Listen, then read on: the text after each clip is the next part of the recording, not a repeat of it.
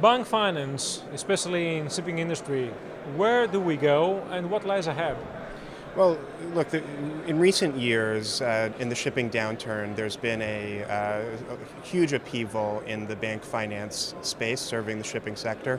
A number of the major banks that serve the shipping sector have exited the sector, no longer provide financing to vessel owners. Those banks that have remained in the sector have cut back their exposure to shipping and have made it much more harder to lend to shipping companies. So the lending that's occurring with the long-time traditional bank finance providers is harder and harder to obtain. So it's become for many impossible, and for those whom it's possible, it's hard. And what we discussed on the panel was that the enhanced criteria for lending with the traditional lenders is becoming much more rigorous. They're looking for borrowers with track records of payment. They're looking to lend against really high quality assets. They want to know that the lenders have equity available, so that the vessels that are being financed are not over-levered and the companies are not over-levered. And so there's this flight to quality, to size. There's maybe a bias against against new build financing and more towards secondhand financing. So you can see that that many lessons have been learned from the shipping crisis, and banks are clearly behaving differently in how they think about lending.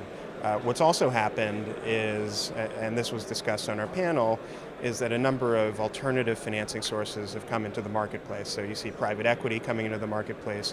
You see funds providing financing not only in the distress side but in the healthy weight side. And you also see, particularly out of the Far East, you see financing in the form of leasing. Being provided to ship owners and operators, and so those new forms of financing have basically come in to fill a vacuum where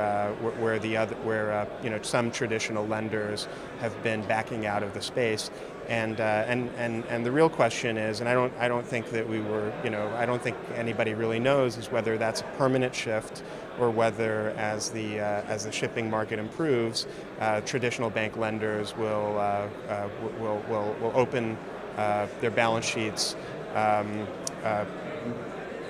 more easily, more frequently for borrowers, and whether we're going to see improved terms on the borrower side and improved availability on the borrower side.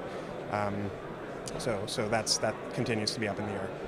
Now, you said that the lending is going to be much more rigorous in terms of the new builds, or whoever is actually seeking finance from banks. Is there any specific shipping industry or sector of the shipping industry which the banks are more keen on financing? Probably the healthy ones, right?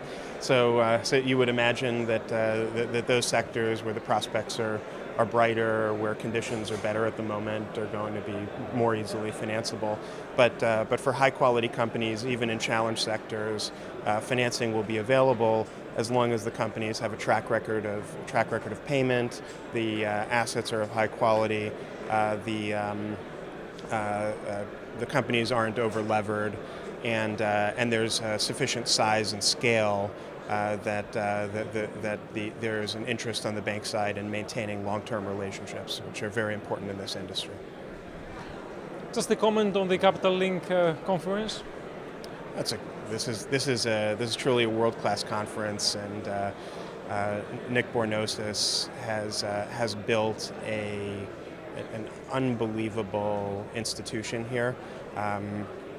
He's brought together some of the leading thinkers and participants in this industry, and he's in many ways in an industry that lacks consolidation, that has hundreds of different participants. He acts as a glue that connects the participants in the shipping industry together, and he should be extremely proud of what he's accomplished.